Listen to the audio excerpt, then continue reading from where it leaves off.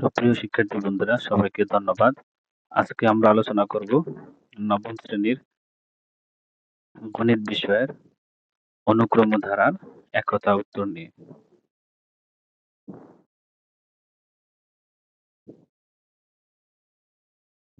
প্রশ্ন নম্বর ১, 13 যোগ 20 যোগ 27 যোগ 34 যোগ 111 পর্যন্ত ধারাটির পদ সংখ্যা কত?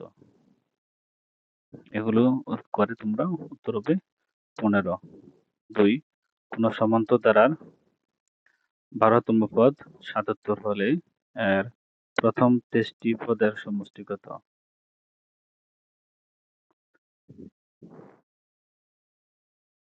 3 নম্বর প্রশ্ন, প্রথম 27টি স্বাভাবিক সংখ্যার সমষ্টি কত? 4 নম্বর প্রশ্ন, 6, 9, 12 ধারাটির কততম পদ? 93। উত্তর হবে 30তম পদ 93। প্রশ্ন নম্বর 5, এ 55, 89, 144, 233 অনুক্রমের এ এর মান, এখানে এ এর মান কত? এটা উত্তর হবে 34। প্রশ্ন নম্বর 6, একটি সমান্তর ধারার প্রথম পদ 5 এবং সাধারণ অন্তর 2 হলে উক্ত ধারার n-তম পদ কত? উত্তর হবে 2n + 3। প্রশ্ন নম্বর 7, একটি সমান্তর ধারার প্রথম 7টি পদের সমষ্টি 91 এবং ধারাটির তৃতীয় পদ যদি 10 হয়, পঞ্চম পদ কত হবে? 16।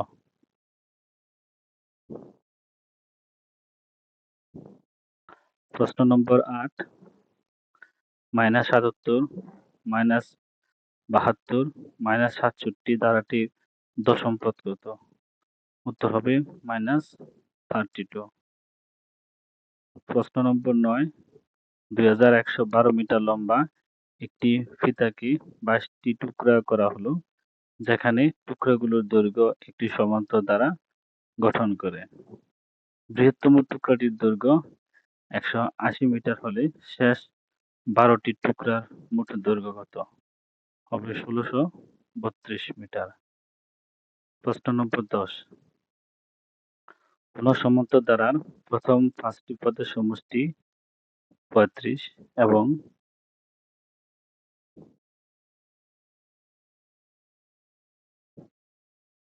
দশটি পদের সমষ্টি 120, সমান্তর ধারাটির 20তম পদ কত? উত্তর হবে 41।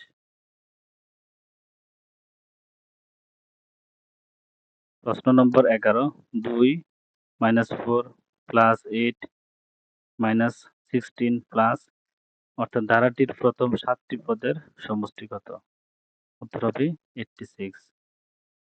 প্রশ্ন নম্বর 12, 2 + 4 + 8 + 16 ধারাটির n সংখ্যক পদের সমষ্টি 254 হলে n এর মান কত? এখানে n এর মান বের করতে বলছে, উত্তর হবে 7। প্রশ্ন নম্বর 13, 2 + a + b + 54 এটা যদি গুণোত্তর দ্বারাভুক্ত হয়, তাহলে a এবং b এর মান, তাহলে ab এর মান আমাদের কাছে চাইছে, এটা হবে 108। প্রশ্ন নম্বর 14, 56 + 28 + 14 + 7 ধারাটির অষ্টম পদ কত? উত্তর হবে 7/16। প্রশ্ন নম্বর 15, 1 + হাফ + 1/4 ধারাটির প্রথম 8টি পদের সমষ্টি কত? উত্তর হবে 255/128। প্রশ্ন নম্বর 16, 5 + 5/3 + 5/9 + ... 5/7 to 9 এরকম হলে ধারাটির পদ সংখ্যা কত? এখান থেকে এখন পর্যন্ত পদ সংখ্যা কত? পদ সংখ্যা হচ্ছে 7টি। প্রশ্ন নম্বর 17, 1 + হাফ + 1/4 + 1/8 ধারাটির সাধারণ পদ কত? এটা সাধারণ পদ হবে 1/2n minus 1.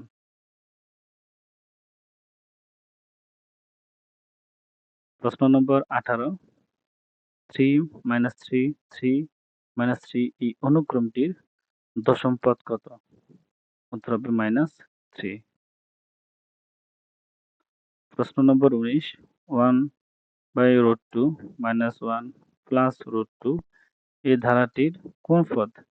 8√2 হবে। কোন পদ? তাহলে নবম পদ হবে 8√2। প্রশ্ন নম্বর 20, একটি গুণোত্তর দ্বারা সাধারণ অনুপাত -4 এবং তৃতীয় পদ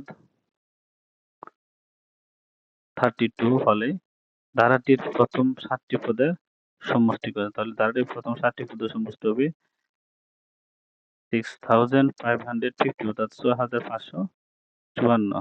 ধন্যবাদ সবাইকে এতক্ষণ সাথে থাকার জন্য। আসসালামু আলাইকুম।